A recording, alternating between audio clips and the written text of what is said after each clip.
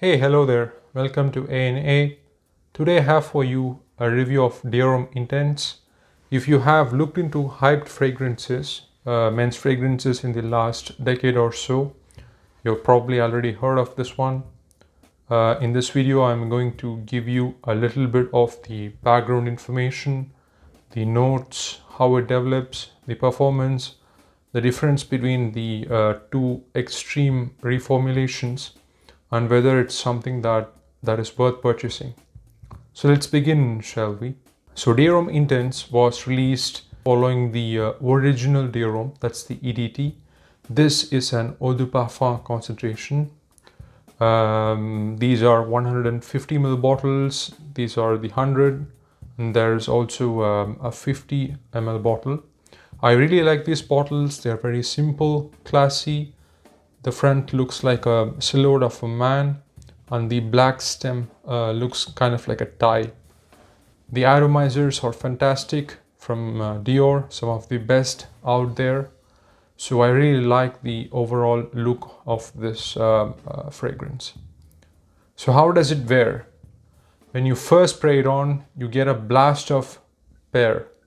So the pear in here is a little juicy yet gritty and waxy, unlike common citruses or apple or something like that. You also get the note that the Dior Homme Intense line is very well known for, or the Dior Homme line is known for, and that is the iris. The pear in the opening is a brilliant choice, I think, with the iris rather than citruses. I think that it really goes well together with the iris because of their buttery nature. Both of them have this buttery nature which really works together. It does fade away fairly quickly in the first couple of minutes, so it's very short-lived. The iris in here opens a little bit sharp, almost with a tingling sensation. I feel that it could be because of some aldehydes or violet that's in there potentially. It gives it that lift, almost feels like you're rubbing a silk satin cloth or something on your nose. Then you also have the lavender that kicks in. It is kind of light here, giving it a little bit of that herbal soapy undertone, and it's not that prominent at all for me. This already gives you an idea of what the scent is going to be for the rest of the wearing experience. You already start getting some of the bitter cacao and the smooth leather facets by this time. Then you will also have the impression that this is not going to be a fresh fragrance. It is going to be something more deeper and on the darker side of things. The iris in here, of course, has similarities to the original Dior Homme, but I would say it's more prominent in here than the EDT. The iris in here is creamy, dry, powdery, musty, and waxy kind of iris. Has been compared to many things, crayons, boiled vegetables, specifically carrots, candles, chalk piece, talcum powder, new clothes, most popularly lipstick and makeup bag. And I do get all those facets from time to time. You also have that cacao, which is bitter, little sour, smoky and pungent, and pairs very well with the leather in the base. As you go through the mid, you get another recurring note from the Dior Homme line, that is going to be the ambrette or muskmallow. It is also powdery with some vegetal qualities to it and goes really well with that iris.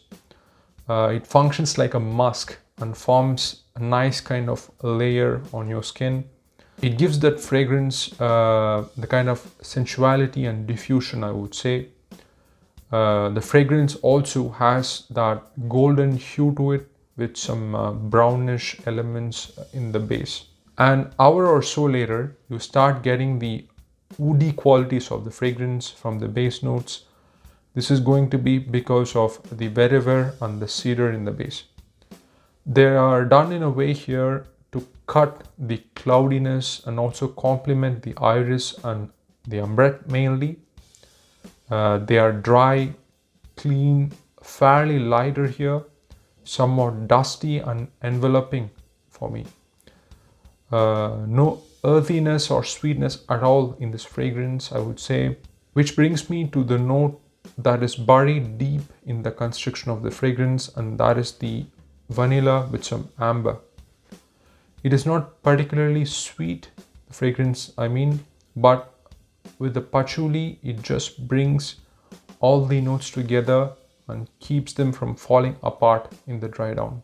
Now, when you enter the far dry down, the iris has gone more powdery. The leather and the cacao take a back seat, and you're left with this woody, powdery kind of a scent with a musky base. If I really dig my nose deep into my skin, I can even sense some amber in there. And this powdery iris coupled with the woody aroma and the remnants of the cacao leather and a touch of that vanilla is what is going to be there till the scent finishes on your skin.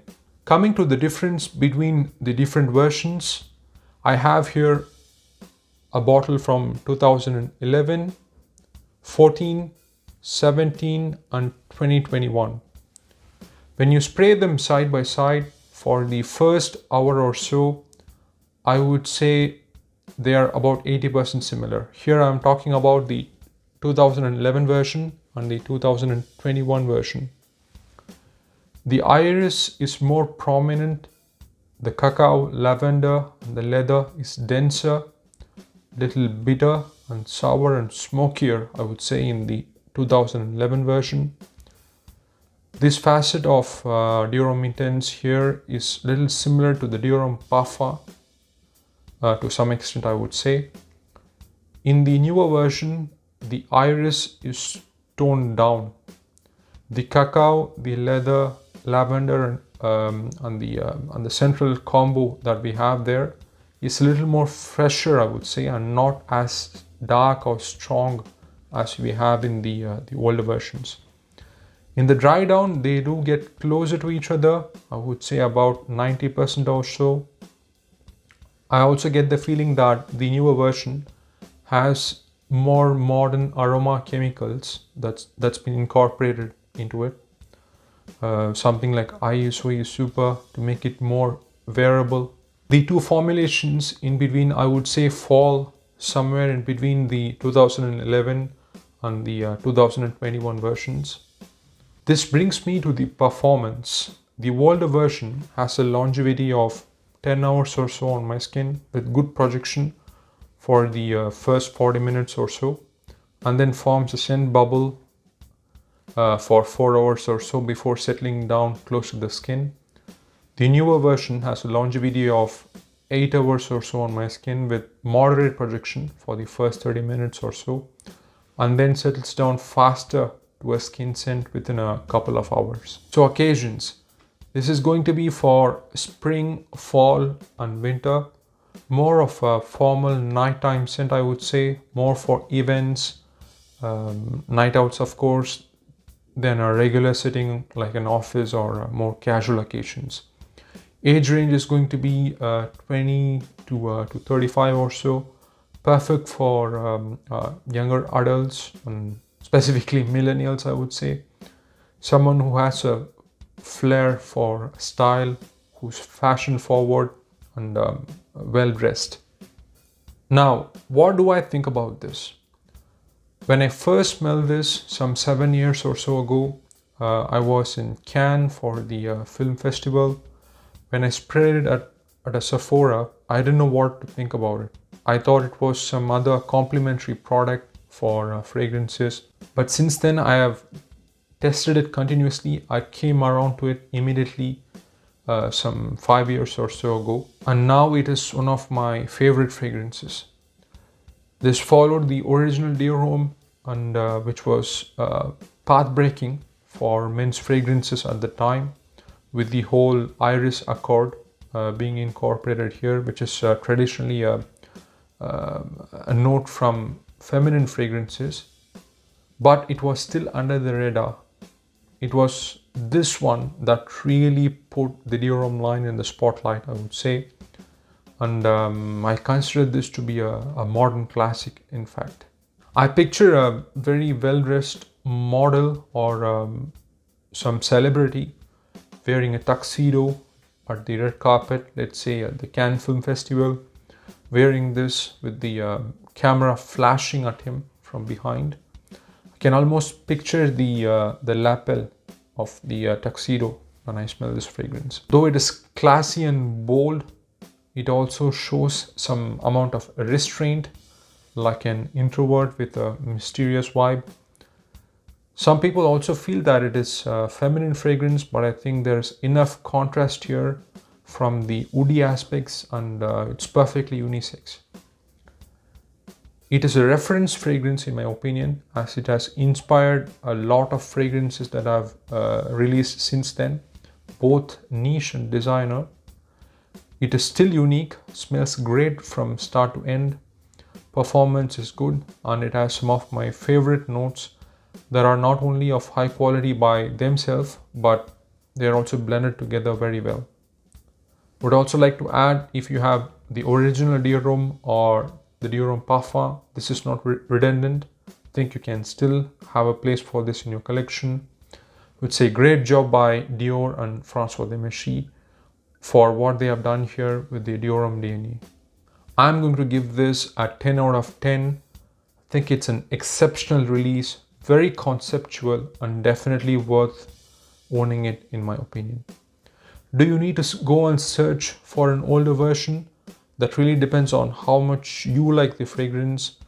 Personally, for me, I would say I wouldn't pay those insane prices of $400 or $500. If I did find it at let's say 15% or so higher than the current version, I would be fine with paying it.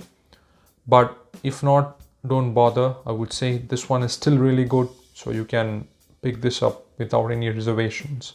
So there you go, Dior Homme Intense, definitely one of my favorite fragrances of all time. Really like it. Hope you enjoyed it. Thanks for watching, and I will see you with another video. Take care. Ciao.